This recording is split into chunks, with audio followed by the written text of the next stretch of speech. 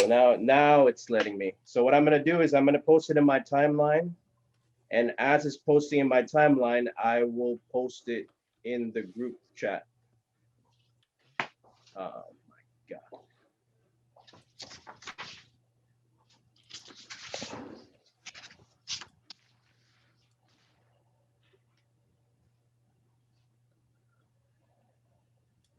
There you go. And now we are live on FMA discussion episode 149. And this is truly our first region specific episode. Sorry for the tech issues. It really had nothing to do with my hardware. It was all software kind of thing because it wasn't allowing me to post it in FMA discussion. Next time I'll ask Dean to just use his account and try to log on there. How are you, everybody? We had our pre-episode 2 days ago. Jay, John, and Miss Charo. Yes, I'm Charo. I hope you're having a good Monday on your end, I believe.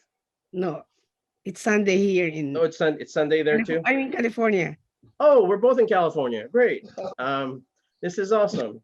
I thought I would be like, oh no, she's probably in the Philippines. It's like an odd hour, or like you're out in the European Union or something like that. This is our first true region-specific episode because we're doing a pivot now in the Filipino martial arts discussion podcast. This would be specialized Leyte Samar type of episode. And we are here essentially to provide context on, even before what happened in the Pulahan movement, the generalized millennialist and revolutionary time period that was from the late 1890s up to about the end of the Philippine Spanish insurrection, which technically in Leyte Samar didn't end until about 1906, 1908. With me right now is an old time friend of my father, Mr. David Jay Daza, which is a direct descendant of Major Eugenio Daza. They're here to provide context on that. He's a very famous figure in Philippine history because of what happened in the Balangiga Encounter, and then the ensuing war crimes that America later committed, after. There was attrition on both sides. So let's not just say that, it was just one-sided. And the specifics of this history didn't really end until very recently, because America ended up stealing 3 of the bells of the town, and they didn't return it until 2018 when I came home. And then with us is David Jay Daza, and another direct descendant, John Orendine. Am I pronouncing that right? Yep, Orendine, yes. And when it comes to the specifics of our history expert, Miss Charo Cabardo, if I'm pronouncing that correctly. Yes, correct. And you may take the floor because I did provide everyone the key questions, because I did provide a list, but let me just read that off. It should have been given to you. Did you receive the Word document, by the way? Did Yes. everyone get that? The first one that I want to talk, I just want to set the tone. This is more of a discussion, so don't use that as a formal thing. That list is just kind of like our outline. This is a kind of an ad hoc, more of a warm discussion between friends, between the 2 of us. But just to provide context, I want you to provide background to the social, cultural, political, economic situation prior to that Spanish revolt, and go as far back as you want to, depending on the research that you had, because you know so much more than me. So go ahead. Okay. Good afternoon and good morning in the Philippines. Yes. The Spanish missionaries arrived in Samar. No, we're talking about Samar Island in the Philippines in 1596. Ms. Charo, is it okay for you to speak a little bit louder? Okay. There you go. Okay. Spanish missionaries arrived in Samar in 1596. You know very well that when Magellan came to the Philippines, the first island that he saw was Samar, Humonhon in Samar. So Christianization of Samar began in 1596, first by the Jesuits from 1596 to 1768. And then in 1768, when the Jesuits were expelled from all Spanish territories, the Franciscans took over the administration of Samar parishes. So they were there from 1768 to 1898. We all know what happened in 1898. Emilio Aguinaldo proclaimed the independence of the Philippines. He proclaimed the Republic of the Philippines on June 12, 1898, and he made an order, and he issued an order to expel all the Spanish friars from the Philippines. So the Franciscan missionaries were expelled, left Samar Island in October 1898. But prior to that, in 1884, because I know you're very interested in the Pulahan movement, the beginnings of the Pulahan movement began in 1884 or even before that. The Pulahan movement, according to a study made by Father Richard Arens, were actually farmers of Samar. There were Abaca farmers who felt aggrieved by the prices of Abaca. But more, the reason in 1884 that they massed in Gandara, there were about 2,000 farmers, rural folks that massed in Gandara.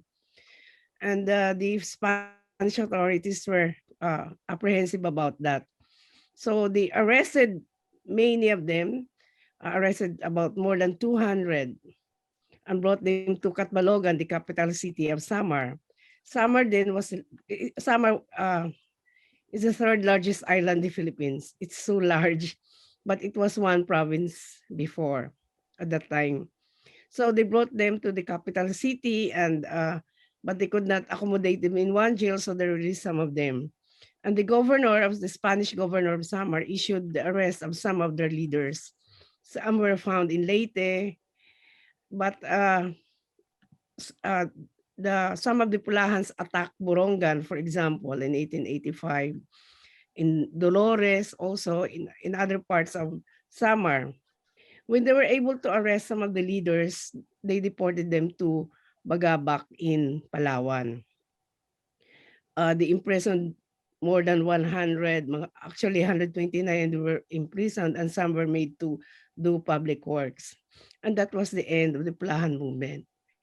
So back to the departure of the Franciscan missionaries, they left in October 1898. By December 1898, Emilio Aguinaldo, who was now the proclaimed president of the Philippines, he sent General Vincente Lucban to Samar. He appointed him as the governor, the political military governor of Samar and Leyte. So when Lucban arrived in Samar, he organized the towns. There were no more Spanish friars then, and all the Spanish authorities had departed. And he held elections in all the towns of Samar. So that was in 1898, and he organized the political and military government of Samar. By early 1900, the Americans came.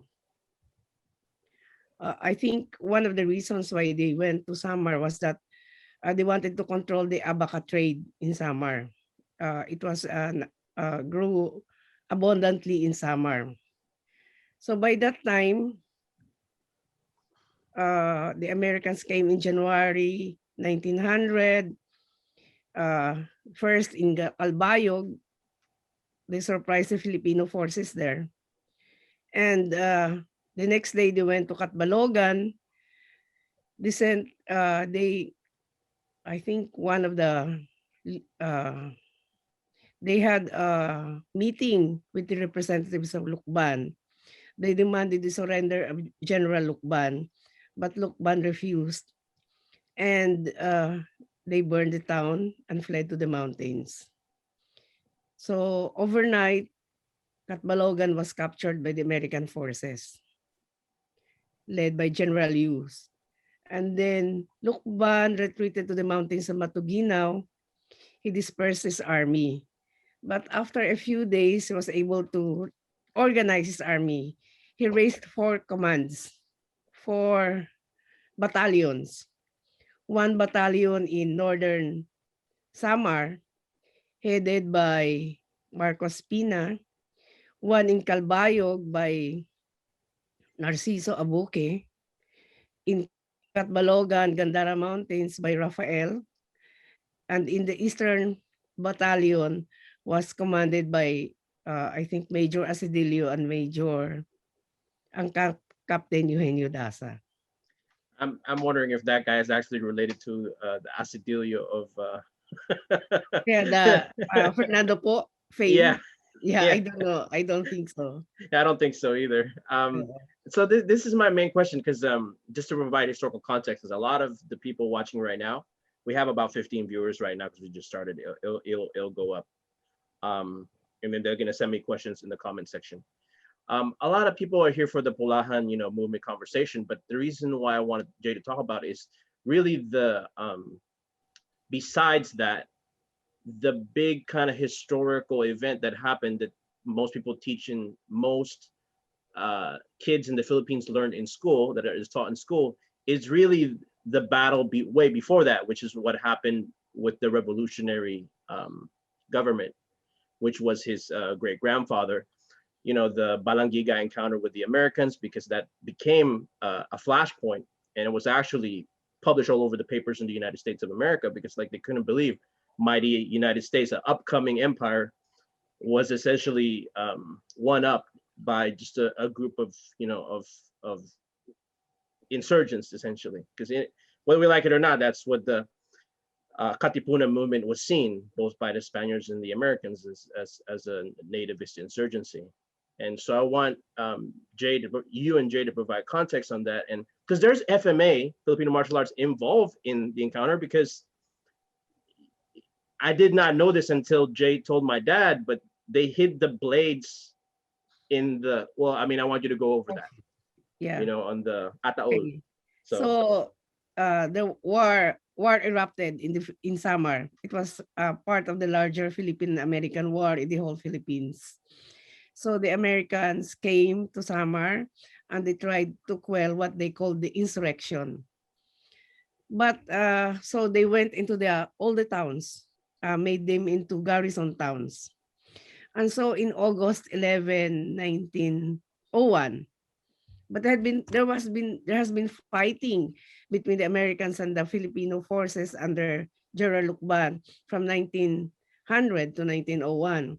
So in August 11, 1901, Company C arrived in Balangiga. But before that, the town mayor, he was called the Presidente before, Pedro Abayon, he wrote to General Lucban that should the Americans arrive in Balangiga, they will adopt a deceptive policy. At first, make it appear that they are cooperating, but actually they are not in agreement with the American occupation of their town. So they sent that letter. We have that letter. So can I translate to some people, the Filipinos that are watching? Nagkukunwaring kaibigan.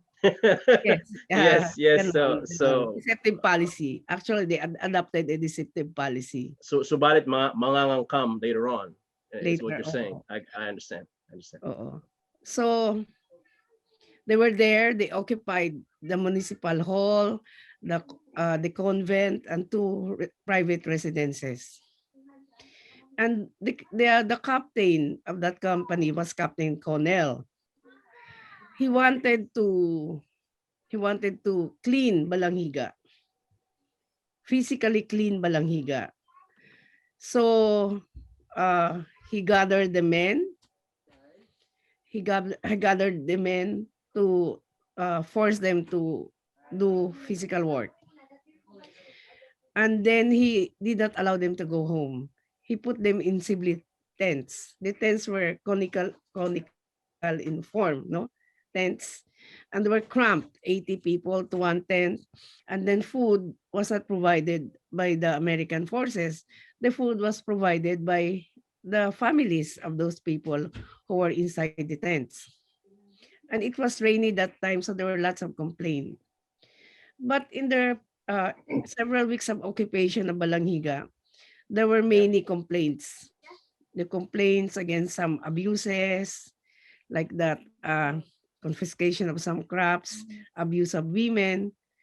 Uh, so the people were resentful of the presence of the Americans.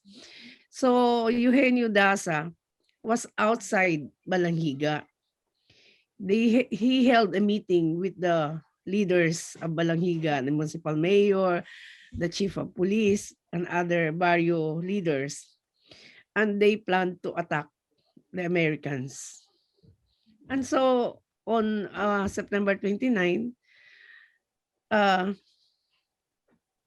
September 28, the night before the planned Balangiga attack, the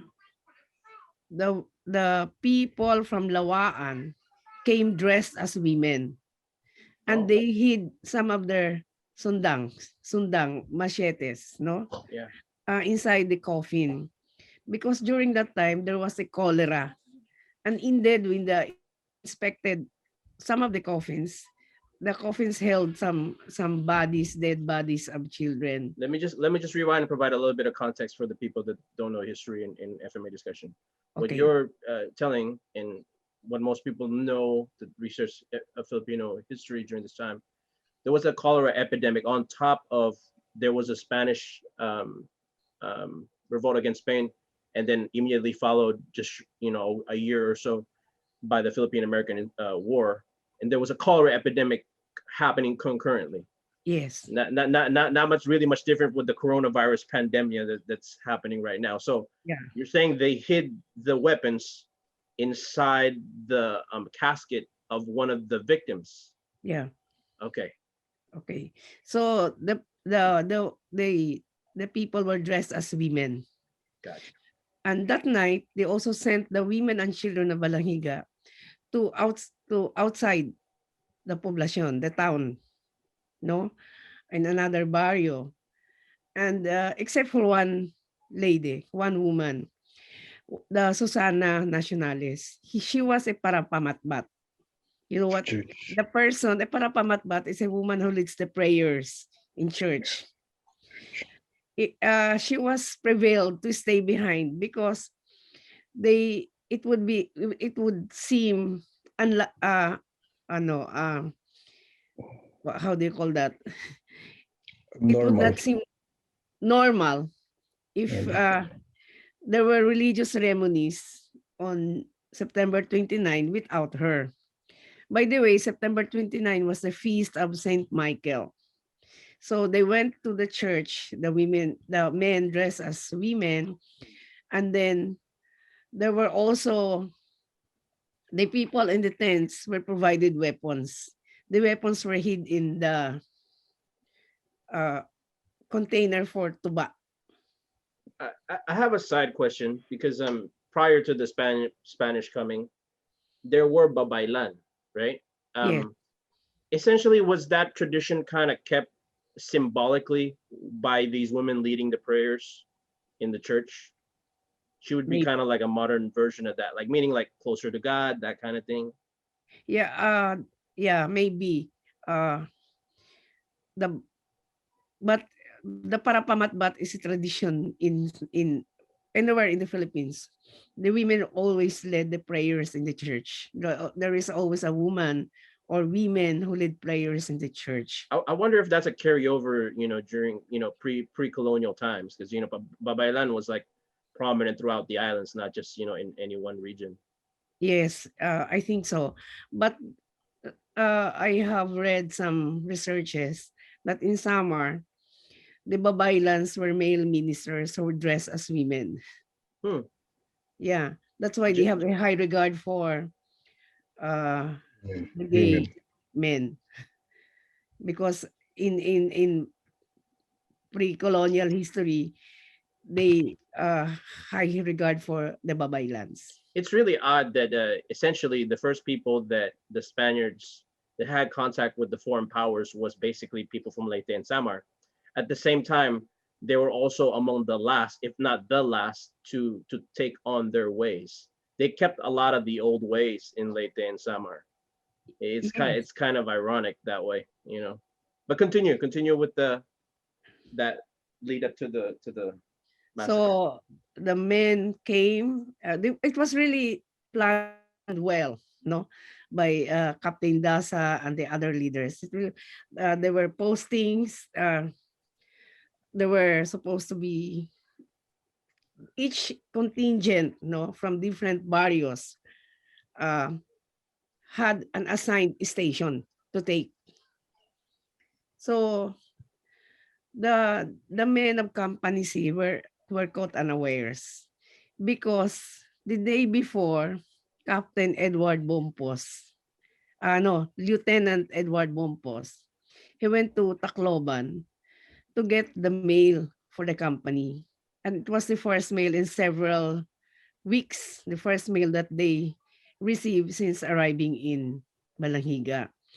So during breakfast, the men, the soldiers, were busy reading their mail when they were surprised by the attackers.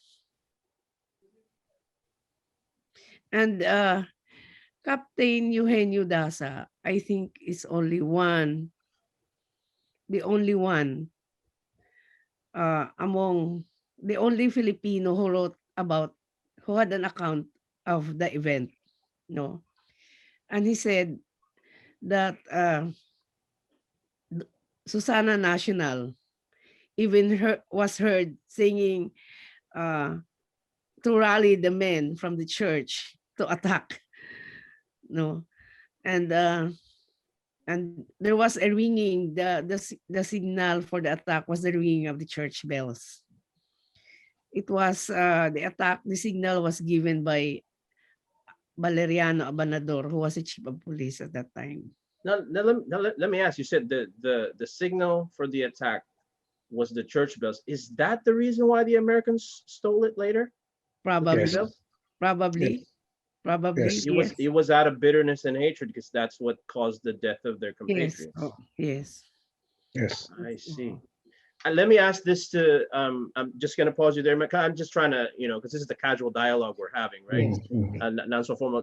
Jay and John, like, you know, according to your family histories, like, why did your dad write the account? Was it because he planned the attack, or was it just to set the record straight, or? Well, he was a military officer there, and he was a school teacher, so he would have been one of the more educated that were present there on the Philippine side. So, and I believe, Tita J, you can correct me, but he wrote it in the 30s, correct? It was Some years later. some years later, and it was Yes. because of I think a commission that was done by the Philippines, and he was asked to write it. Is that correct, Tita J? Actually, he issued an affidavit of the account in 1935, Yeah. when he was about 60 years old, no, detailing the plan and those who participated. And in his memorandum, it was an affidavit. It was a legal document which he gave to Romualdez. But the house burned, no? The house of Romualdez burned, so his affidavit also burned during the time. Let's just rewind. Romualdez is in Imelda's dad. No. I'm not sure. No, not. I'm not sure if it's the dad of Imelda, but the famous Romualdez of An uncle. It must be Daniel, Daniel Romualdez, who was the because Speaker of the House. yeah, because they are friends. The Romualdez and Dazas are friends. There are only a few prominent families in, I think, is that right, Charo, in Samar and Leyte. So he gave that affidavit to clear everything. No, as Charo mentioned earlier, no one wanted in her what you call this, in her paper. Charo mentioned that no one wanted to talk about what happened in Balangiga because of the trauma they received. She even mentioned in 1969, when she interviewed them, there was hardly anyone who wanted to talk about. So my great grandfather Lolo Enyo decided to write what really happened in 1935. He didn't write it earlier because in 1935 we were still under the American occupation. He was smart, no? He was smart. but he was already above 60, and he even mentioned in his affidavit he didn't have to pay for the notario because he was a senior citizen. That's funny. That's funny. So just to provide a little bit of context on this. No, that was true. That's true. He said I didn't have to pay because he was a person of order. He was a person of order, and he explained he didn't pull one on the government. He said I'm a senior citizen. I'm not ever allowed to pay. So he put the record straight. After that, I think, Charo, if I'm not mistaken, the Balangiga issue became national during the 100 years of Philippine independence when it was held in the UP Tacloban. That's where I met you, Charo, with Yes. other researchers there. And it started that. And the tradition of the enactment of Balangiga was being done even before that, no? During that time. So when the national government recognized the role of Balangiga, which Charo said was part of the revolution of Samar, it couldn't be taken in the context of just Balangiga itself. It was in the context of national independence. No? And even during that national independence, there were already rules and ethics on how to engage with the Americans, which General Lucban has mentioned. Human rights was already there. He was already thinking about human rights. Women's rights, respect of women were already there. So they were advanced during the time. And then as Charo mentioned in her paper, um, the General Lucban's forces were divided into infantry and bolos, those who had bolos. Now, up to now, I cannot figure why my grandfather became a captain when he had no military training. So I suppose he was trained under General Lucban because John mentioned earlier, even before General Lucban arrived, my grandfather, after the birth of his first son, Gabriel, he left his place to join the revolution. And this was still during the Spanish time. Yeah. So I suppose he received some military training from General Lucban, who was a strategist. He was a strategist. I mean, how hindi siya umaatras. He's good. He was really good. So I think that's why the Americans, when during the surrender of General Lucban and Captain Daza, there was honor among those who honor and respect. No, it was nothing personal. So they were given the rightful honors. Even during the surrender, when they presented arms, when they were supposed to put their arms down, they did not obey because they were hesitant about it. So the order was given a second time. So at that time, it was honorable. Things change. Things change. Yeah. So just to provide a little bit of historical context. So even since then, your great grandfather was a member of the Principalia or the Yes. Ilustrado class. Yes. In It's like fact, the local aristocracy. Yeah. yes. In Samar, well, I think the basic concept of Principalia is really from the Spanish, no, Charo?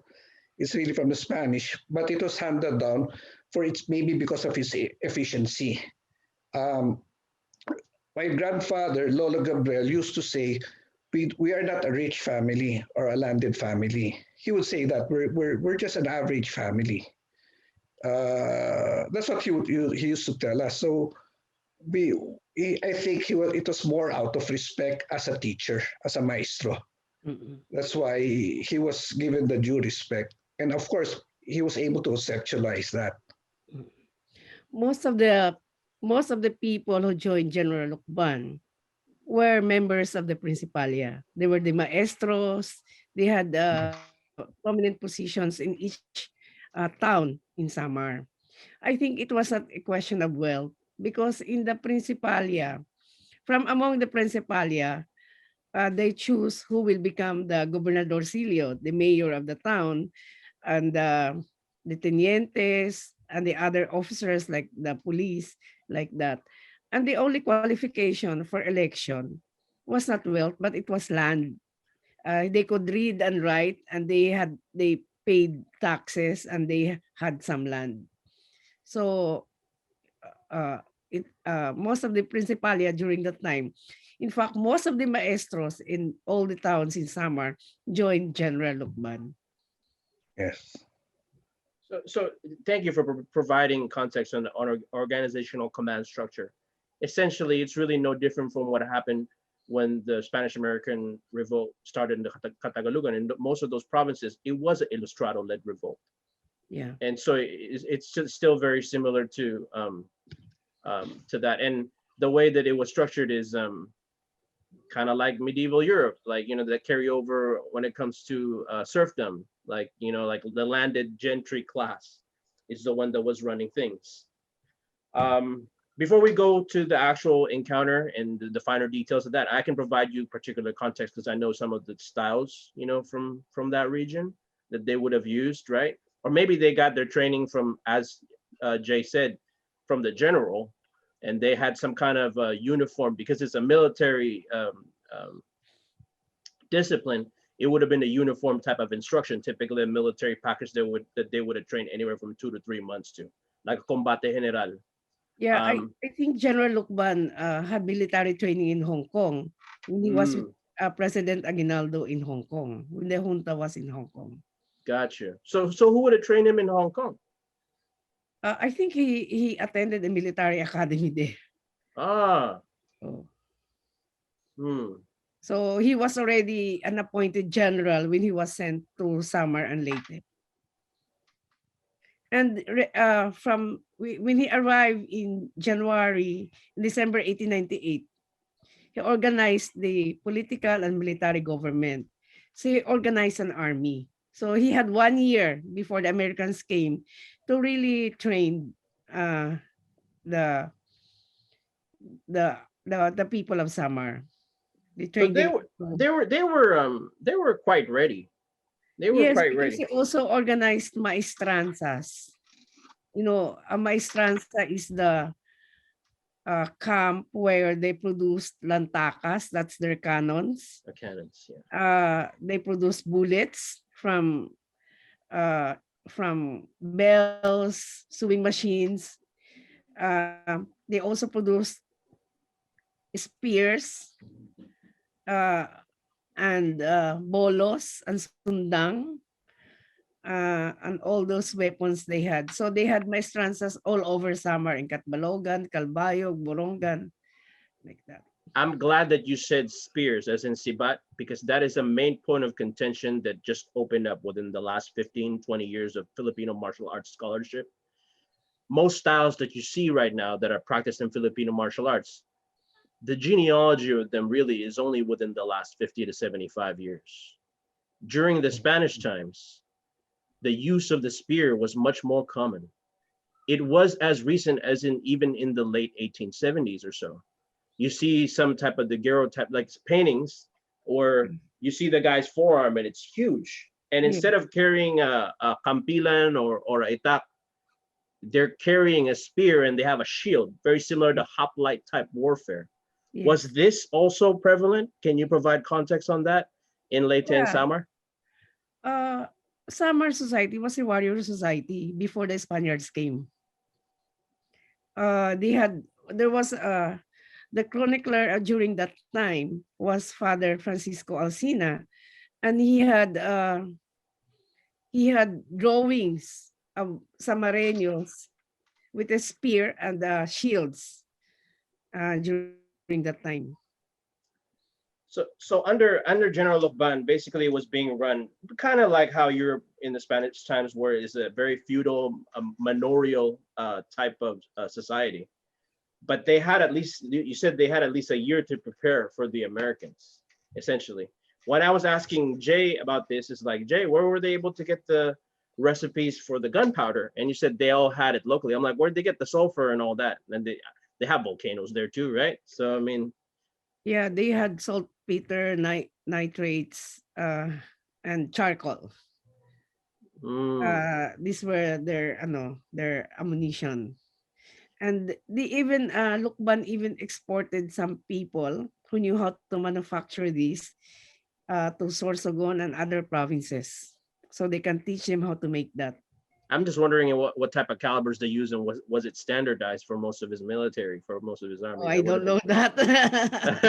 Because when we talk about scholarship in Filipino martial arts discussion, we go deep. Like that's how deep we go. Like, because I always tell people, like, how come in the scholarship they leave out what they eat, they leave out what style? Of course, the old people don't talk about these things, but if we're gonna really go back to the true history of the Philippines, we need to know everything. You know, the spears, they did not use him as spears individually. They placed the spears in pits. They dug pits. They Yes, put yes. the spears, they dip in dita poison. Wow. So and then cover it up. So many American soldiers lost their lives to these traps. So it's like, well, I mean, the Philippine-American War was known as America's first Vietnam, and basically the insurgency didn't really end in the South in Morolands until the 1910s. Yeah. So they were there for almost 20 years with experiencing some form of combat, with total fatalities very similar to the thousands that they lost in Afghanistan. So like 5,900 or something is a very similar number for the Philippine, insurgency. But continue now with the encounter. I'm sorry, because I just wanted to provide ask Jay for the context on that, and maybe we can go about your great grandfather later on. But as you said, this is not just to promote your family, but to promote Philippine history. But just to provide context, right? Go ahead, ma'am. So it was a well-planned attack. So in the morning, they surprised them. The American soldiers were reading their letters from home when the Balangiganos attacked them. So I think they divided the Filipinos into 7 commands.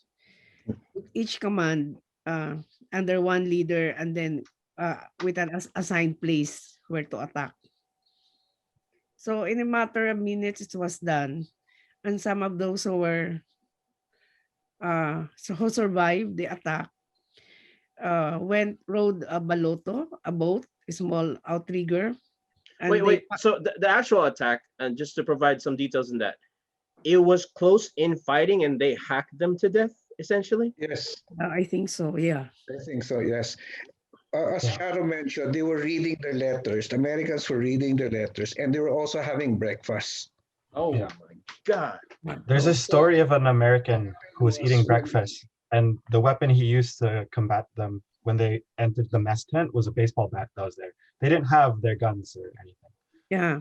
Yeah. I mean, your great grandfather was a straight G. Wow. He literally planned it like, oh, we're gonna attack him like right as they least expect. Yeah. And they dressed up as women. This is some women. like an agency op from like Langley kind of stuff. And what happened there was while they're having breakfast, their long firearm was usually into the side. It was put in the wall, so they were not eating breakfast with their arms. So they were really caught by surprise.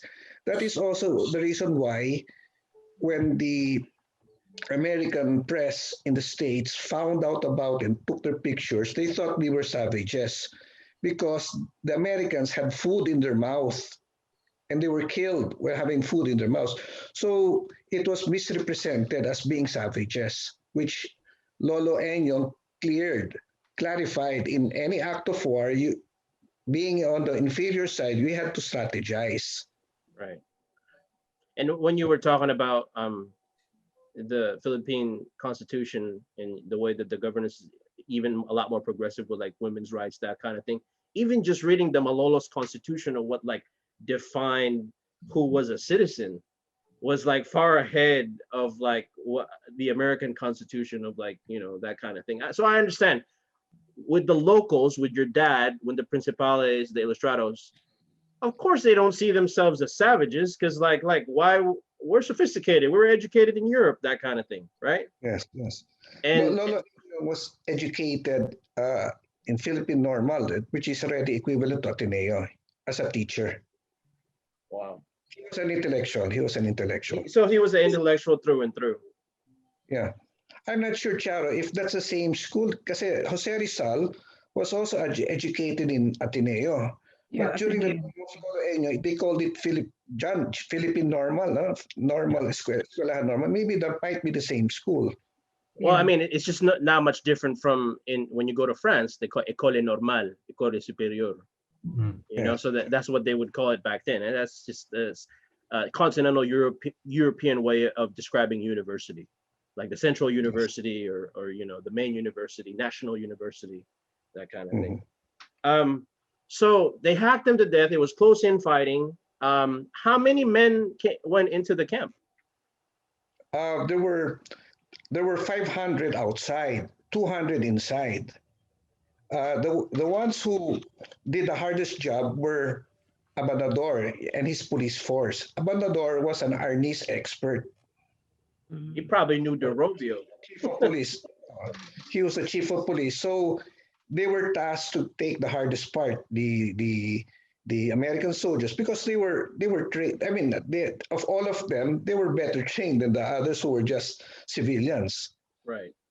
And they're probably used to like, you know, killing pigs for food. So like what is blood to them? You know what I mean? Yeah. Well,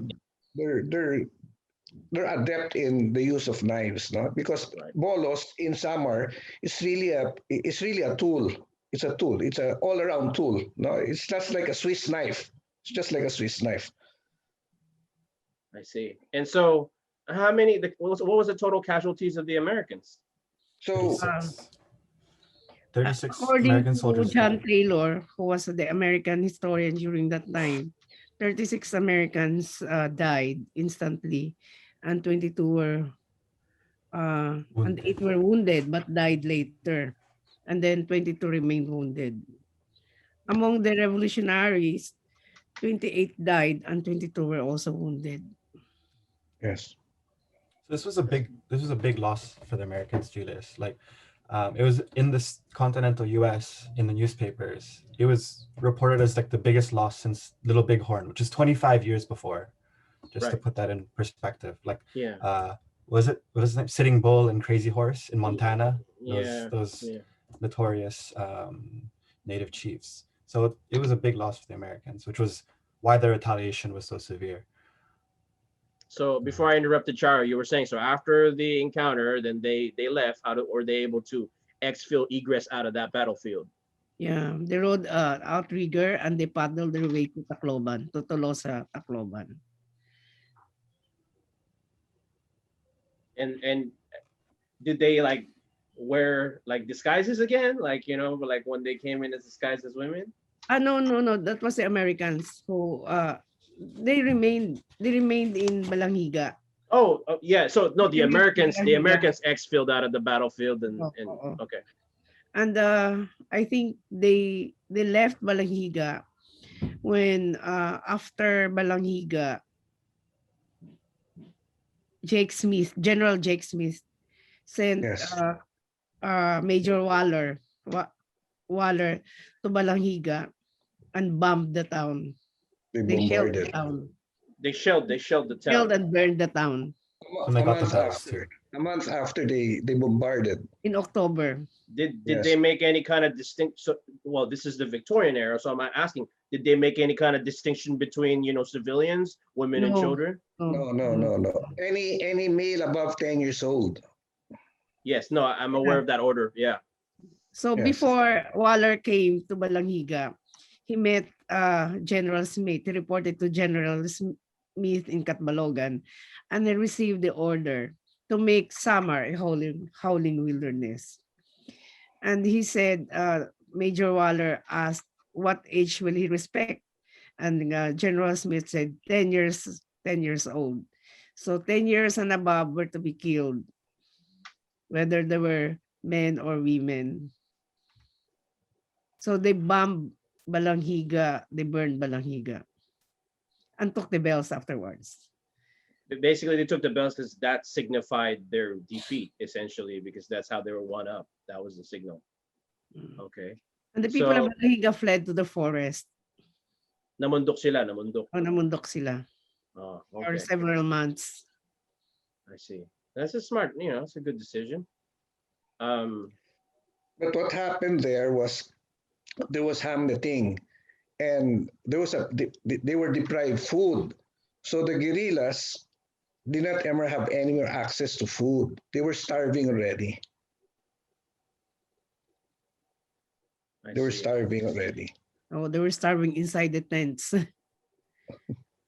And so what's the immediate aftermath? Well, when this went down, and then the order of like any male 10 and above, like this in America, that guy essentially was, when they found that out, like that guy was court-martialed pretty quickly. Yes. So let's go over that. Yeah. There were. I mean, I know the names. I mean, I could recite them, but maybe that has no context for what we're going to try to talk about in Yeah, Major Waller and General Smith. They were court-martialed. yeah, but they weren't really punished. They were They were Forced to only retire. reprimanded. They were only reprimanded. Yes, yes. yeah, they were reprimanded, but they didn't go to jail or nothing like that. No, nothing like No. that. In fact, I read a book that said whenever a veteran from the Philippines would enter a club or pub, anyone Yes. there would say, stand up, you people. This man served in the Philippines, and you Yes. must salute him. Yeah, no, it was a big deal, because Yeah. that was the conflict right before. The next big conflict they had after that was World War One. So like the war with Spain and the insurrection in the Philippines was kind of like, oh, you're badass if that was where you were stationed, if you were combat arms there, and you were looked up to in your town. Yeah. The court martial too is interesting because they didn't want to court martial Smith. It was really public outcry in the U.S. and he didn't even get court martialed for the Howling Wilderness thing or the murder or war crimes. He was court martialed for prejudice of good order and military discipline, and that's what he was convicted of, not for genocide or war crimes. Yeah, Smith and Waller basically, like, they faced the court martial, but Smith was found guilty, but he was just forced to retire. Yeah. The With a reprimand. and then there was Edward Glenn too, Captain Edward Glenn. Yeah, he was a torturer. Yes. So what type of torture, was he waterboarding? Water cure. I think after Balangiga, when they went, the survivors arrived in Tolosa, they found the parish priest of Balangiga in Tolosa convent. So they arrested him, and they also arrested many other members of the clergy in Samar. They brought them to Calbiga and they tortured him. Gerald Glynn was there particularly for the water cure. And one priest, Bartolome Pixon, died of that water torture. So hold on, they tortured a priest? Yes, Yeah, many priests. Oh. That's insane. Father Gimbaw Libot from Balangiga, Yes. Father Acevedo from Basay, from Sumaraga, from Calbiga itself, Father Pixon, from Katbalogan, from Calbayog, Father Jasnis. They tortured them, and some of them were maimed for life. Actually, they were, well, what we call now red tagging. They were tagged by General Smith. He mentioned as a policy that the local priests are the biggest enemies of the Americans. They were tagged. Yeah. We call it red tag. At the time, spiritual tag. The most dangerous Filipino then, according to General Smith, was the priest. So it's the equivalent of a red tag today. You know what I mean? You DU30 get red tags today. I understand. It was white. It was white tag. Jay, I don't want to get you in trouble because you white working for the government, man. So my one question is, like, the actual encounter. Filipinos use FMA. You know what I mean? Because a lot of them were farmers. They're strong, forearm strength, that kind of thing, daily labor kind of thing. And it was up close and personal. The thing is, here in the United States, because I had a class on this in college, of that history of the early 20th century. there's kind of varying accounts because they're saying like so let me write here. James Taylor, there's an author, William Sexton, saying that the Americans were butchered like hogs, but your great grandfather countered that by saying, well, he countered it as being an inferior force. They had to be creative. They really didn't have guns at the time, no, Sharon. They hardly had any guns when I think they had zero guns at the time. So they were just armed with bolos. I mean, you have to surprise them. You cannot tell them you're going to attack them. yeah, no, I mean, obviously they did have guns because General Lucban, they were producing, gunpowder and. I doubt if they had it in Balangiga because the arms were smuggled in. They were smuggled in. Did they have guns, Charo? Was there any mention of guns during the? I don't think so. They were mostly bolos and Bolos, sundang, yes. machete. Sundangs, yes. Wow. So it really was like you hearing the last breath of that person you're engaging. Like it was up close and very personal. And that's what I was going to ask you concerning that, because unfortunately, a lot of the kids that grow up in the Philippines, when they're being taught like Filipino history, they think of the Katipunan more as like a Katagalogan type of thing. But no, that's where my next question ties in. We're gonna go back to what happened with the massacre, but talk about your great grandfather joined the Visayan command group and the Samar command group of the Revolutionary Army. John, do you want to? But how he joined? Actually, there was when General Lucban arrived in Samar, he said to the Filipinos, now we are free of the Spaniards. Now you will enjoy the benefits of freedom, even if you did not participate in its victory. That means that there were no Katipuneros from Samar or Leyte who joined them in the Katagalogan. No. No. I know that. I'm saying like the organization, like people just think it's like a northern thing when in fact the idea was making like a pan-Philippine insurgency. Yeah. In American War was not only in Luzon but also in Visayas. And also for the benefit of most Samareños or Filipinos, it was not only in Balangiga, but it was all over Samar. All over, all the towns were participating in that. Even the islands of Sumaraga, the island of Kapol were also participants of this bid for freedom. We should have, because we're trying to stick strictly with the Leyte Samar, insurgency. In a next episode, we should talk about like the command structure of the Revolutionary Army throughout the Visayas, because I really wanted to go over that, later on. And because obviously there were alliances, they're sending messages back and forth up north in the Visayas amongst themselves. And that's the thing, is like that's a topic of Philippine history that most kids in the Philippines would only learn about in college, even as if maybe not even. And so that's something that I'm very well familiar with, because I've been reading books for the last 10-15 years. But that is something that we would want to go over, obviously not in this episode because this is a Leyte Samar centric episode. So when they had the court martial, they stole the bells. I think they sent it to Wyoming. Am I right about that, John? There's one in Korea as well. Yeah. So when that happened, how long did the fighting continue? Because your great grandfather, he's a captain at the time. At the end of the Philippine-American War, he became a major, right? Yeah. So he joined during the Spanish War, so 1896. So by the time Balangiga happened, he'd been an infantry officer for 5 years. So in 5 years he was a captain, and then after Balangiga he became a major. So he joined in Katbalogan, and then I think Tito J is right that they didn't fight with rifles, but during the surrender in 1902, when Eugenio Daza's contingent arrived, there's 745-ish of them.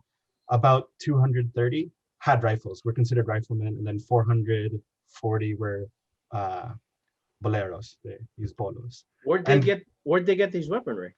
Yeah, so that's what the American. So this is from the American War Departments. The what do you call them? The scribe, the war journalist. He noted that they carried relatively new Krag rifles compared to the rifles of the Americans. So they were getting supply ships. They were a lot of them were from Balangiga, right? So like because they killed the Americans with bolos, and then before they could get their weapons, and then they looted them, right? And as Charo mentioned, this was the fight in Samar was very much a people's fight. So whenever the Americans left somewhere, they didn't have the practice that some militaries do now, where they pick up their cartridges. Yeah.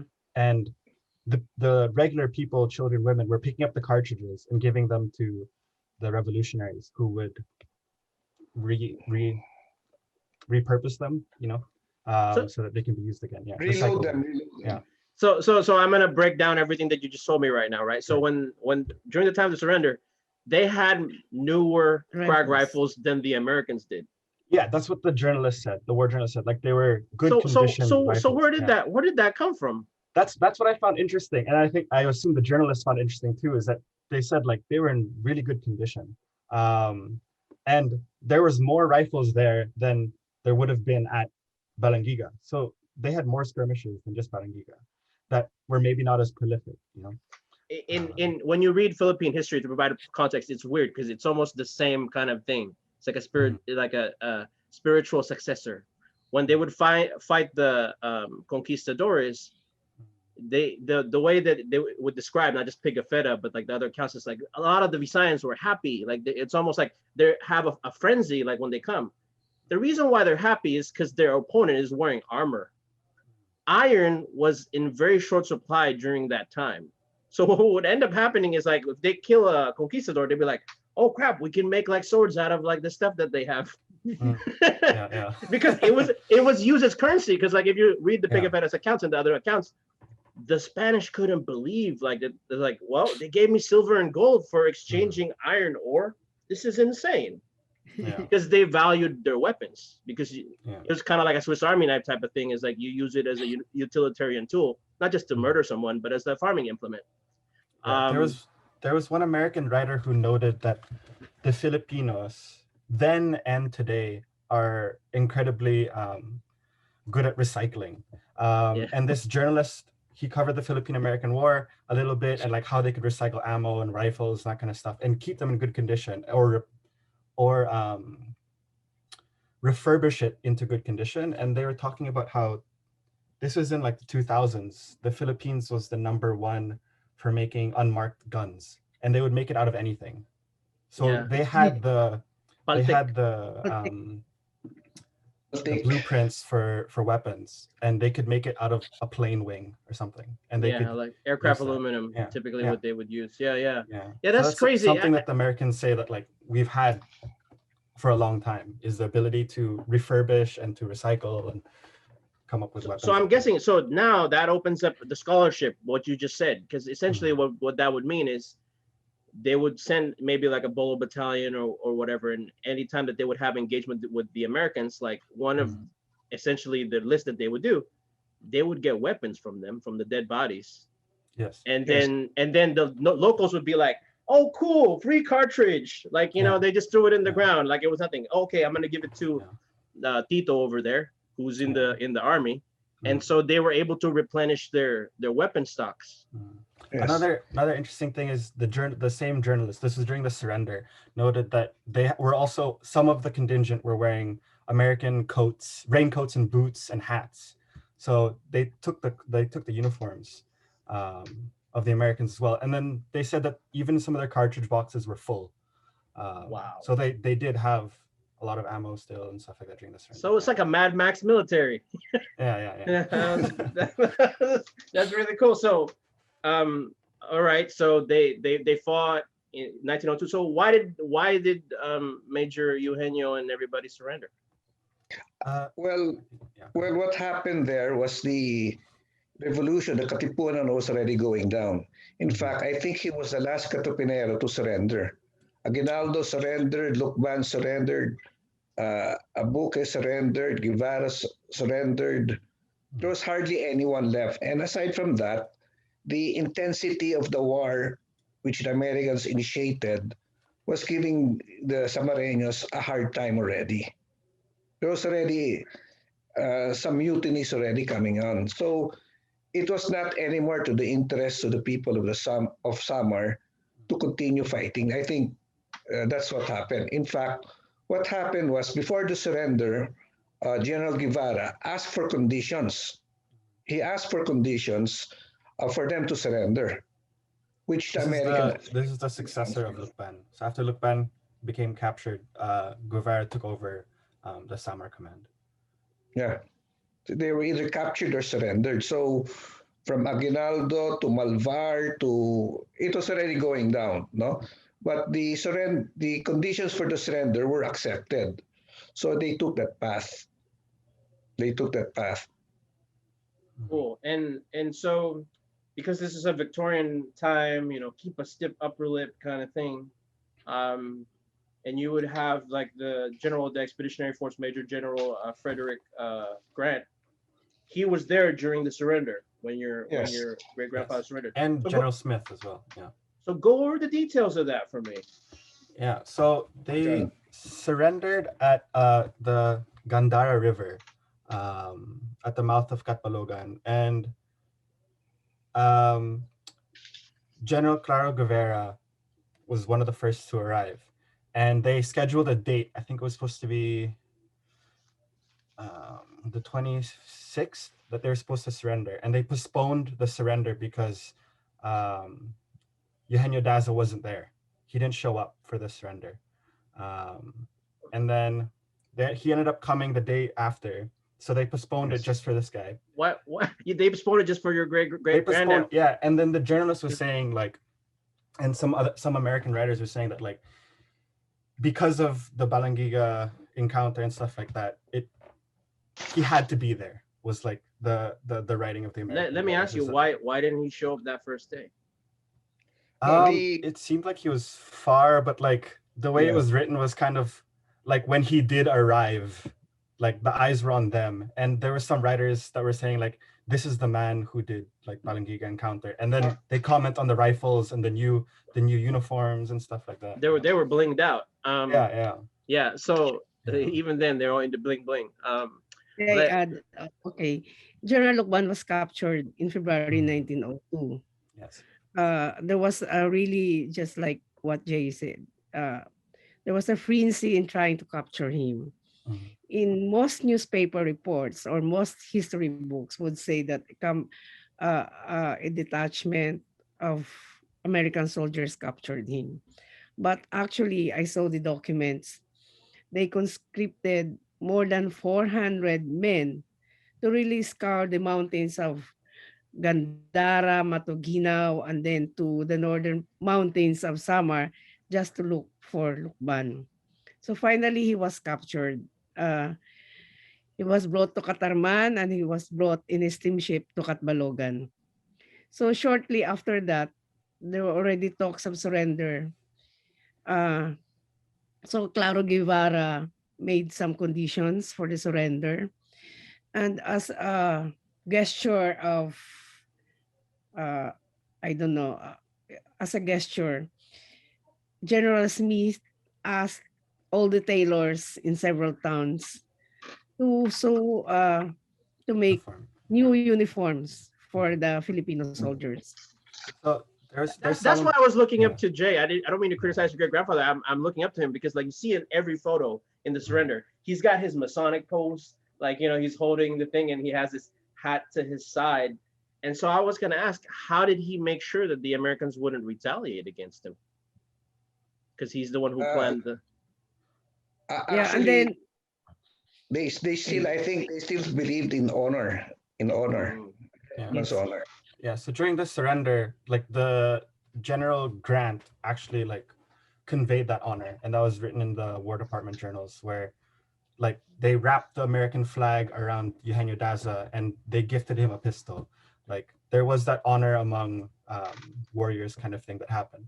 And some Just to of the provide American, context, Yes. context to our viewers, Yes. Frederick Grant is the son of Ulysses S. Grant, our Yeah. Civil War President, yes. general and president. So Yeah. Yeah. And some of the American writers also stated that the tailorship thing that Charo mentioned, where they had the tailors make new uniforms for the Filipinos who were surrendering. Part of that was PR, because these were the revolutionaries that they really struggled to force to surrender and put down. And when they showed up, a lot of them weren't wearing like new American hats and raincoats and boots and that kind of stuff. They were what you'd expect guerrillas to look like, right? That were living in the mountains, that kind of thing. So because of the PR of not wanting some like shaggy looking people to be the people that we've been struggling with, they cleaned them up, they washed them, they gave them new uniforms, and like they spent some time in the surrender. There was some fanfare and there was a whole build up for it. I feel Yeah. guilty because I was gonna pull the same thing as your great grandfather, because I was preparing to dress my best Barong Tagalog here, Yeah. and then this one. But the problem Yeah. is I didn't iron it, so like Yeah. You know, there's a picture. There's a photo of the surrender in Katbalogan. Yeah. There's a photo shoot. They did a whole photo shoot. There are photos of the surrender in Katbalogan, not in Gandara. I even have And a. if you look, okay, Go if you ahead. look closely at the photos, you will see that the Filipino surrenderists were only in their feet. They were unshod. They were just barefooted. Barefoot. If you look closely at the pictures. Was that normal back They were then? not I was wearing gonna anything. I was gonna ask, was that normal back then? Because in the northern regions Yes. it was. In Ilocos Yes, it was. So It was. wow. So they didn't, because the thing is, just to provide historical context on this, because I read the sources during the time of the Americans, what ends up happening is when you grow up not wearing any shoes, the structure of your feet changes. Yeah. It becomes more That's kind of true. like a primate. Yeah. So yes. so your feet kind of looks more like this, like literally like more Yeah. like a hand, right? Yeah, like And it's funny because now, because I used to run ultra marathons before I became fat. There's a big movement in barefoot running. So Mhm. these people would run like 80, 100 miles, but they wouldn't wear any shoes, or very minimal tread, right? But Yeah, you're yeah. saying back then, that's probably why their fitness was so good, because mamumundok sila, they would go to the mountain, but they wouldn't wear any shoes. They Yes. just We call that off-road. Barefoot is off-road. they had the There are sparkling new four- uniforms, but they had no shoes. so the only people that had the shoes would be the Principalias, or your Ilustrado class. Yeah. understand. Or the ones who took the boots off the Americans. Yeah. Gotcha. So it's funny because when you look at the photos that you provided for me, even some of them like would kind of lean, like, it would be, people haven't really changed. Some would be like, the chest out. Your great grandfather is very respectful. He has that Mason pose, and then grabbing kind of like the tie, and then he has the hat to the side, and he's always standing like this. And each time, when the surrender happened, Grant provided him 2 items. He said he wrapped them with a flag, and he gave him what caliber gun? I just know it's a pistol. It was a revolver. It was a revolver. So let me ask you, Jay, for our viewers, because that's part of Philippine history. What happened to it? Do you still have it? We don't know. What I know, the flag, I think my grandmother threw it. It was thrown out during cleaning. Yeah. Huh? Typical Filipino. So the Filipinos are really clean. That's the point. And the gun was gone too? I don't know what happened to the gun because Lolo Enyo was really based in Samar. Before he died before I was born. No, the only reason why I found out about the Balangiga was from a SVD priest. He gave me a copy of Leyte Summer Studies and said, "You might be related to this guy." And I said, "I think he's the father of my father." Then Lolo Gabriel and Tito Boy, his son, gave me copies of whatever they had, no, the affidavit, the letters of Batika. These were in, they Xerox it, no, and he instructed me to go to Samar, to Leyte during the 100 years of Philippine independence to present these papers. That's where I met Charo. That's where I met Charo. That's where you met Charo. Yes, and of course during that time it really that didn't matter to us because we were busy earning a living. It was not a priority. So I remember when I went to the instruction my uncle Tito Boy gave. He's a lawyer, no? He also served in the Philippine Japanese War. He was a guerrilla also. He was also a guerrilla, and he said, just be sure that they do not undermine Lolo Enyong because he deserves the honor. And during the time of the symposium, I asked privately, I'm not sure if it was Charo or one of the professors in UP, and asked them if my grandfather, if Lolo Enyong did not participate in the revolution, let me know, I'll just walk out. Because I don't like to be here and to be embarrassed, no? So did he really participate? And they said yes. And that was the time we were trying to fill in all the puzzle, what really happened, because no one really talked about it. In fact, there were some authors implying that the Balangiga incident was not part of the revolution. It was an isolated. So how could that be? Somewhere like that. So it was during the discussion you would really find out what's really happening. Yeah, colonial mentality at its finest. It's if you take upper division American history class here, they talk about it when they talk about Philippine American War. That's one of the big events that happened. Yes. So that's crazy. So you had so there was the formal surrender. But what ended up so this is the reason why this is where it gets super interesting for a lot of Filipino martial arts discussion members. The insurgency didn't really end when you guys there was a period of relative calm, and essentially what really the straw that broke the camel's back that led to the Pulahan revolt was the hyperinflation. And the fact that a lot of people weren't working, they couldn't provide food to their family, the farmers. When the surrender happened, what happened to the Revolutionary Army that your great grandfather was a member of? That it didn't dissolve because the Americans kind of gave a lot of the leaders of that positions in the provisional government. So please go over that. What happened? The Revolutionary Army of General Lucban, I think, ended when Eugenio Daza, being the last officer surrendering, ended there. The Pulahan still continued based on the individuals. No, I think it was based on the individuals. Because essentially, the American government, correct me if I'm wrong about this, Charo, during the Pulahan insurgency, or even prior to that, like the American government gave Eugenio Daza a particular section of Samar to kind of patrol or head. Would be like the east, if I'm not mistaken. Yeah. Can you go over that? Can you go over that, please? Because this ties into the FMA thing that we're going to talk about. So when General Lucban reorganized his army after the arrival of the Americans, he raised 4 battalions, one posted in the northern area, part of Samar, one in the Gandara Mountains, one Gandara Katbalogan, one in Calbayog, and one in Eastern Samar. That was headed by Asidilio, and the southeastern part was under Eugenio Daza. So I am still trying to research what happened to these officers. Yeah, I mean, I'm really, you don't understand how much na utang na loob that I owe both of you and Jay for sharing this with me.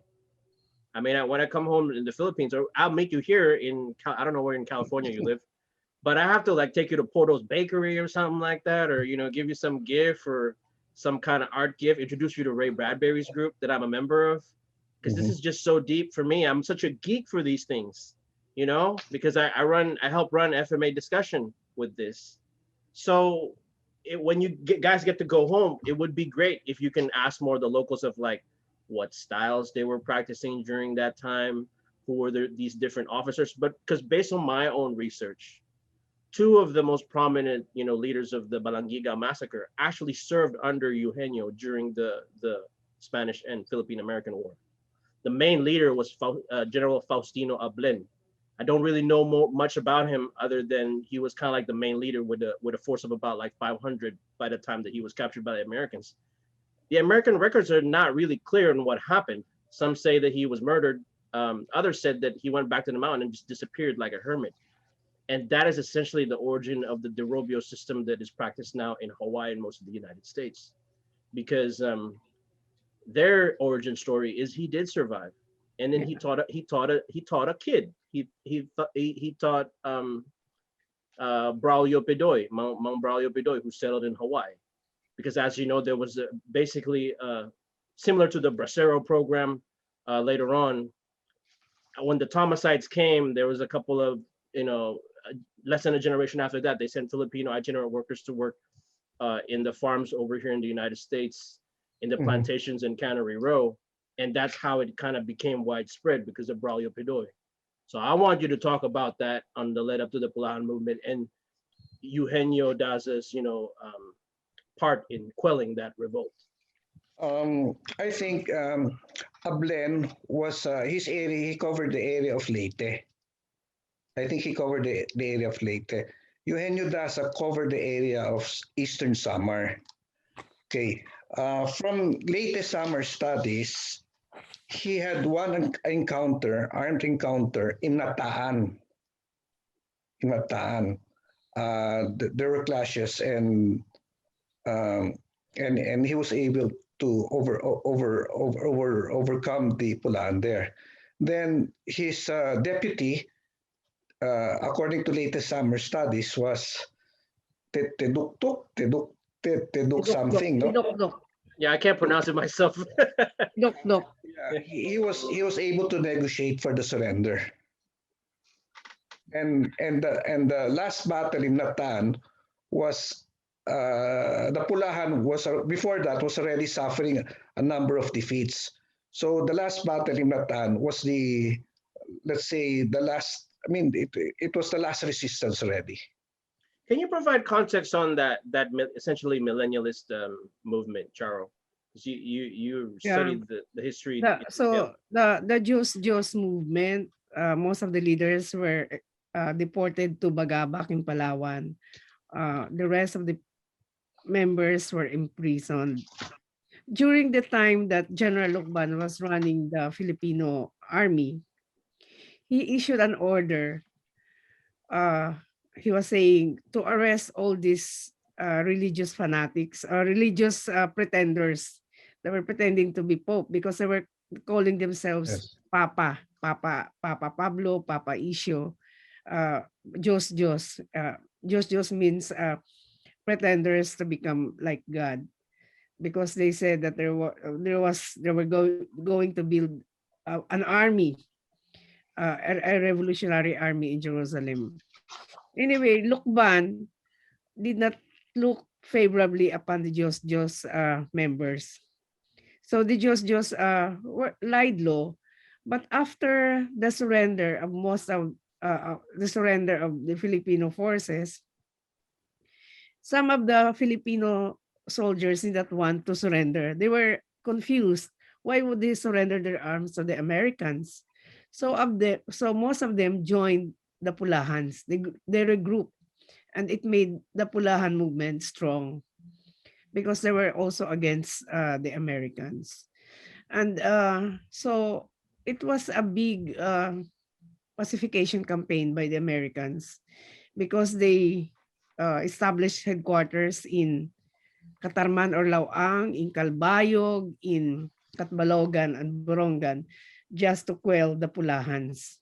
And if you read the Jungle Patrol, have you read Jungle Patrol? Oh yeah, absolutely. We always advertise that in FMA discussion for people to read that book. That's where you read most of the encounters of the Americans against the Pulahan. So you would read them there. Tidukdok, Cipriano, what was his name? Cipriano Amargo, who believe. he was called Tidokdok because the word Tidokdok in Samar means dokdok with a spear, a pointed spear, because most of the huts of the Samarlons before, or most Filipinos, were bamboo slats where you have spaces in between the slats. And the floor, the first floor is raised up, this nipa huts. So Tidokdok, o Cipriano Amargo would dokdok, push the spears up the sleeping American soldiers. So Wow. that's why he was called Tidokdok. So while they were sleeping, he would just like, "Puh," like Yeah. Yeah, Oh, like a barbecue in a stick. yes. yeah. So Wow. that's why he was called Tidokdok. Wow. And they were able to arrest most of the Pulahan. I think the last leader was arrested in 1908. Yeah, between 1906 1908. Yeah, yeah, Yes. yeah, yeah. And the military headquarters were closed down by 1914. No, so they were there until 1914. What was Eugenio Daza's role in that? Because he was one of the leaders, the two guys that was in charge of quelling that insurgency, right? Maybe he was assigned in Borongan because there Mm. was one headquarters established in Borongan. So essentially, he was fighting his own guys because some of those people served under him. I am not really very sure. I have not researched on that aspect yet. Okay. I don't know what Jay. It's okay. Well, I mean, we're gonna have a part two on this because I know Jay was talking about we're gonna, try to visit Leyte, Samar sometime within the year or two or whatnot. And I'm really looking forward for our sequel to this episode because some of this stuff that you mentioned, even though I've done my research, is new to me because obviously we have the family over here. They know the familiar stories, and you yourself, one of the top experts in the history of the Philippines. So Summer this only. this warms my heart. This warms my heart. This warms my heart. So Actually, Julius, in the latest summer studies, they only mentioned two events which Eugenio Daza had with the Pulahan. One is in Naptaan when when he encountered a major group of Pulahan. So there was a firefight there, and they won that firefight. And the second one was on the negotiated surrender of the Duktuk, no, which he surrendered. Other than that, nothing else, because it was something which Governor Curry asked him to do. He was not there on a full-time basis. gotcha. So what he did was he used his volunteers, his Balangiga men, to do it. I don't think he was part of the Philippine Constabulary during that time, because when he died, he was still known as a major. If he rejoined the army or he joined the army, he would have been, Yeah. his position would be much higher. Yeah. Because that's too low. Exactly. That's too low for. That makes Yeah. sense. So on the latest summer side, that's the only thing they mentioned about him. Yeah. The Pulahans were not purely military organization against the Americans. They were mostly they had other beliefs. No, they believe that the Spaniards during the Spanish times would eat them. They were more religious fanatics, and I don't think those who joined them would have. I think we would have the same uh, belief. No, so they had other beliefs other than fighting the Americans. What? Yes. My one question is what was. Sorry. Go ahead. You're saying something, John? Actually, one of the assessments of the Americans, I just forgot his name, was the Pulahans. His recommendation was to send missionaries to Pulahans because by nature they're good people. They're just being manipulated by some of their leaders. Yeah. So they can be easily swayed. So the assessment of the American military was send missionaries to guide them. That was the concept of the Americans. There's always this kind of weird interface with groups like that in Philippine history with like the that groups, where they would practice FMA but some of them would have religious fanatic beliefs and leaders, and a lot of them were like rural agrarian farmers, that kind of thing. So it's just kind of like a proto that group essentially. Yeah, they were made to believe that the bullets will not kill them. Yes. They had that belief. What was the main interest when it comes to resources that the Americans had for the Leyte Samar region? What was it rich of when it comes to like natural resources and that and the like? Well, before the arrival in Samar, it was the Abaca trade, because by then Abaca was the major the Export. principal export of the Philippines to the United States. The Abaca recall- fiber in Manila was superior than the Abaca from Russia, because by that Yes. time they were getting their Abaca, their ropes from Russia. But the Philippine Abaca proved more superior than the Russian. So it became the principal export of the Philippines. And it was widely abundant in Bicol Samar. and in Samar. Also, they wanted to control the Abaca. Some context, Abaca, the anglicized for Abaca is Manila Hemp. Manila it's Hemp. Manila So Manila hemp. trade, yeah. So that the hemp trade is what they're considered paper, and then obviously ropes Rope, for ships. rope, ships. Yeah, ropes for Yeah. ships. For ships. Rope Yeah, for the ships. because they were expanding their empire essentially, and that was really for a key construction resource. was one of the key things for why they sought out for construction for the colonization of the Philippines. Yeah. That's what I'm kind of wondering. Like back then during that time, even though there was the Catholic Church kind of controlling stuff, if they have hemp, which is like the male form of the plant marijuana, they must have had the female one. So I mean, did people smoke in those Possibly. times? Possibly, especially in the rural areas. It's kind of like a The tobacco monopoly was in the northern part of the Philippines. Ilocos. Northern Luzon. An interesting thing too is that in Samar, when the Americans were sent there, they were really sent there purely for the Abaca trade to secure that. They didn't really expect much of a fight in Samar. So like the Company C, for example, that was there in Balangiga, they were fresh from fighting in the Boxer Rebellion in China.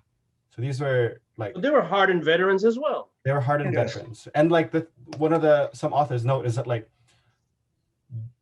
they didn't expect much of a fight, so they sent like a tired company. They just came they took a boat straight from China to Samar essentially. Yeah. Yes. So they were Unlike in other countries, what they did in summer, the Americans drank a lot of coconut wine.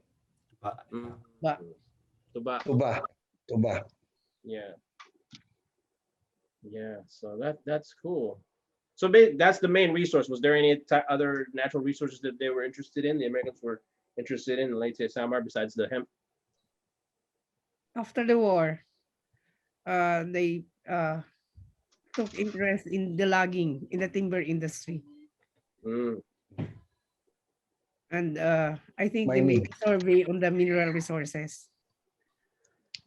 I don't know how to progress in this, because like the thing is, like now I've kind of exhausted my questions when it comes to that particular time period, and I wanted to like go forward to like the World War II era, where you know more, Jay, because you met your grandfather, right? Gabriel's your grandfather, am I right? Yes.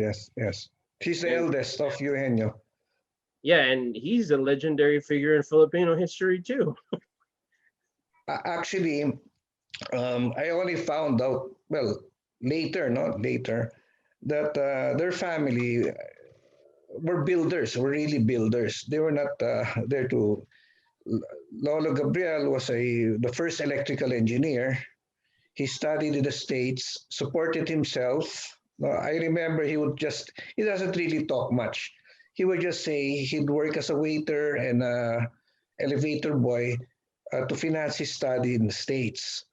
Then his brother Cirilo he fought the Japanese together with Waning.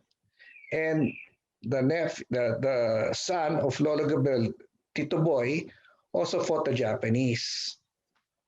But Lolo Waning, I have a more or less Lolo Lilo. I only knew about him when I saw a park children's park named after him in Camp Aguinaldo.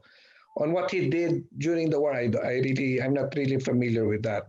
But Lolo Waning is the one who we all knew that he was always, he fought the Japanese, then the Korean War and the Vietnamese War. We do probably have to reserve that for, because we try to make this into a Leyte Samar centric episode.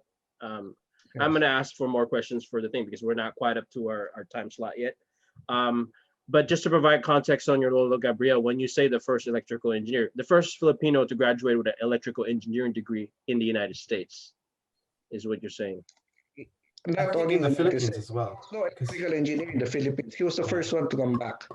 Wow. His license was 001. 001 was his license. So he's the first. He's the first, literally the first in the Philippines, and a Filipino taking that education in the US.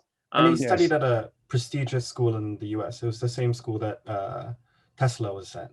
Did he work for Tesla?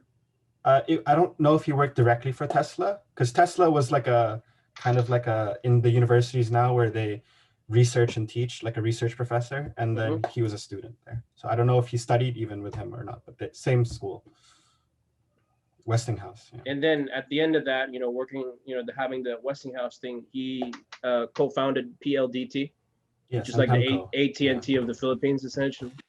Yes. And then he also founded the Boy Scouts of the Philippines. Yes, and also PEMCO, the fluorescent lights, and a lot of anything that has to do with electrical. I'm going to try to reserve the questions for that for a later episode, just because essentially family history of what happened, just to give me kind of like a breakdown. Your great-grandfather was older. He had a daughter, and then because he died in Luzon, he died in Laguna. Yes. How did that?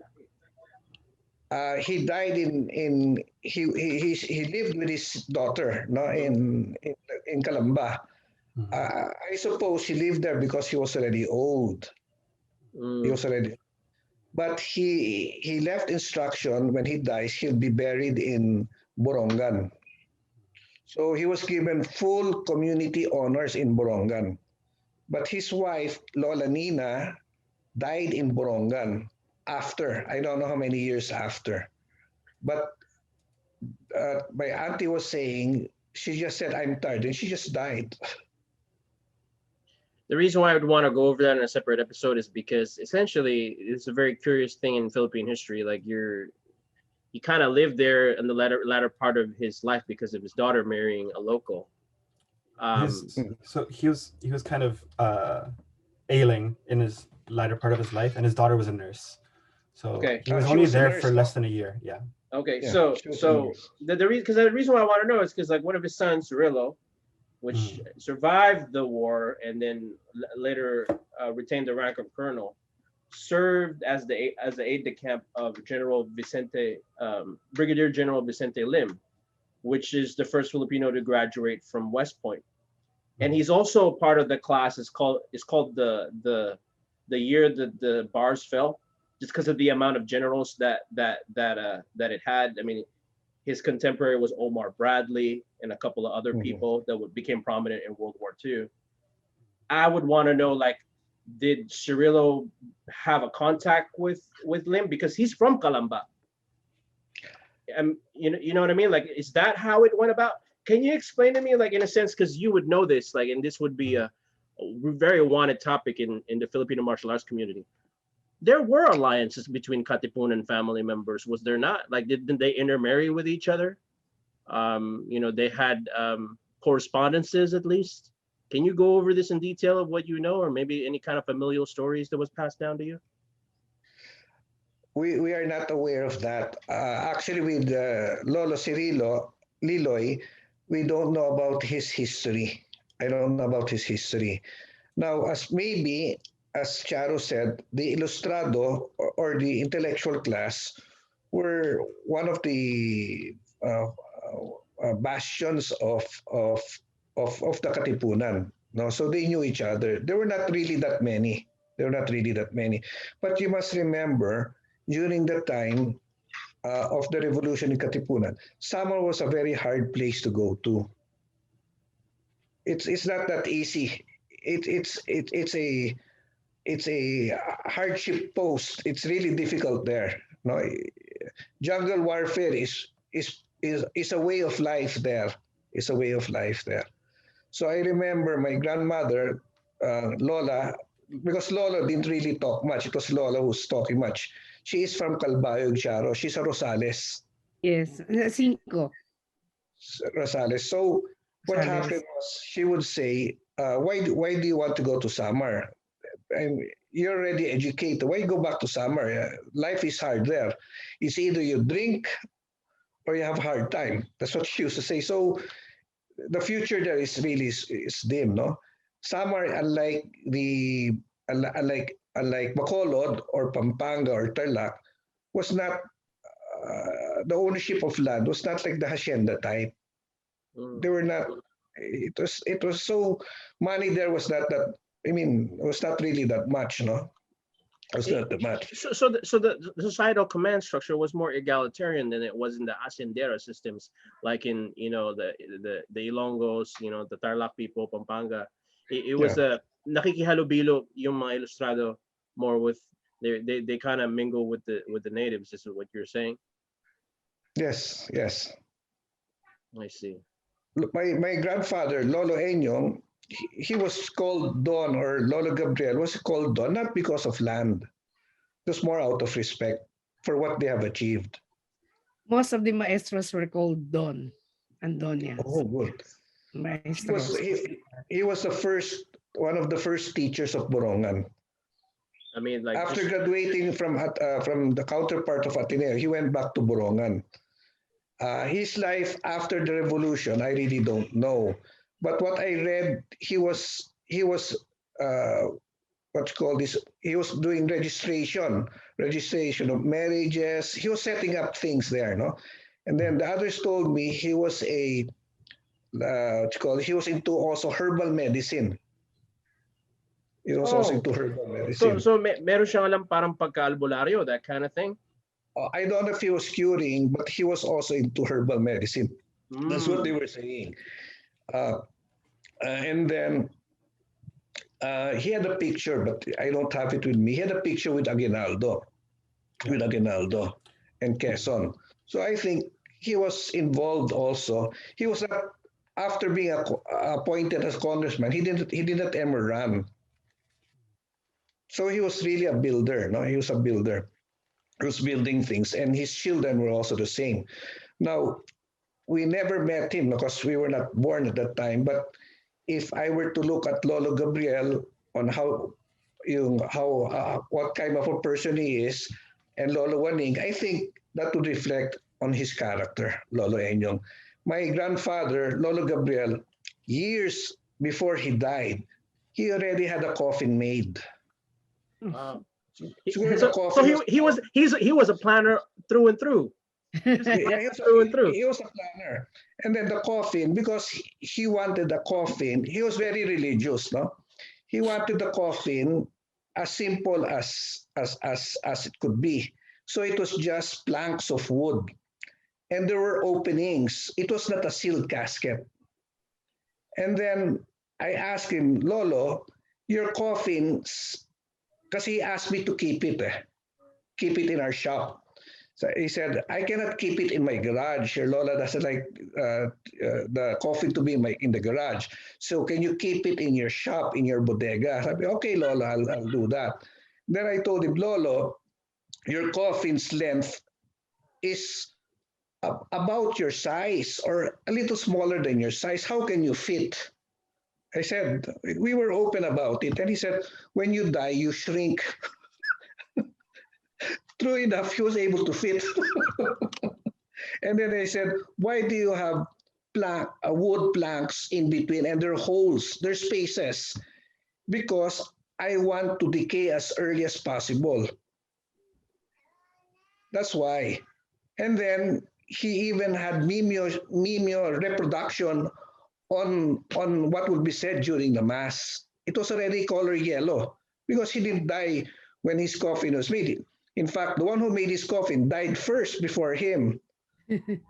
So that tradition has come from your family through and through. Like you're planners through and through, because your great grandfather planned the Balangiga Encounter, and then your grandfather inherited that kind of particular trait. I will tell you this. I will, from a Filipino martial arts context, if your great grandfather really was into like herbal medicine, that is one of the hallmarks of an old school escrimador or arnisador. There are three. There are about really four things: hilot, hilot. Karunungan sa arnis, right? There's the esoteric side, but that ties sometimes into the medicinal use, meaning like knowing the local pharmacopoeia of what plants that you could use either to poison, to kill, or to heal. So that he must have known something. He must have known. You cannot be into that to just be like I'm a doctor. That you cannot separate those things. Those are four things that are all almost always tied together for that particular generation. And then I met someone when I went to Borongan, who was the granddaughter of his friend, and she would told me that they would go around Samar using the stars as their guide. See, there you go. He was also into astronomy. They were friends. I met her in the FX. I took the public vehicle, and she was there, and they were all talking in Bisaya. I don't speak Bisaya, so they knew I was a tourist. So they inquired. What was I, who was I, and what was I going to do in Samar. So I said, I'm here to find their roots. They were very accommodating. Those are very Masonic things, like, the use of a sextant, the use of the stars as, knowing your geolocation. So that's already a dead giveaway for me. There's no doubt in my mind that your great grandfather, meron siyang alam na karunungan sa arnis, and he passed it down to his sons. That's the thing. You can't. Those are thought systems that you cannot separate, because it all came in united, came all at one package essentially. So this is in fact with your inquiries, with Charo's inquiries and John's inquiries, when we go back to Samar, those are one of the things I'm planning to do, to find out more things of what really happened. No, we're open to that. Even on the Arnis side, I'll try to inquire on those who practice, because it might be information handed down by generations, from generation. Exactly. I mean, I come from such a system, and when we have our interview next time, and we talk about if you can find more information with Cirillo, I can give you input on the particular style that they practice in Calamba, because I know it. I know the abecedario of it anyway, just the basics. So that would be something that he would share with Brigadier General Vincente Lim, that he would know. Is there any other topics? We do still have about 30 minutes left, so we're gonna wind down the interview. Even if you just want it to go just 10 more minutes or whatever, just talk about what you want to talk about. Go ahead. I just wanted to mention why the bells were returned. I will quote Eugenio Daza. In Eugenio Daza's memorandum, subscribed and sworn on December 23, 1935, before Pedro Libuan, municipal president in Samar, he mentioned that the returns of the bells will depend on the patriotism of our leaders and the goodwill of the American people. He mentioned that in 1935. What are the conditions for the return? There was still no demand. I think he was the first one to, in this memorandum, he enumerated the plan of the attack, and that was his conclusion. The bell should be returned. Okay. He also recognized the honor of the American soldiers fighting a war that they did not like. It was imposed on them. He also mentioned that. So I'd like to thank the patriots of the Philippines for the bells.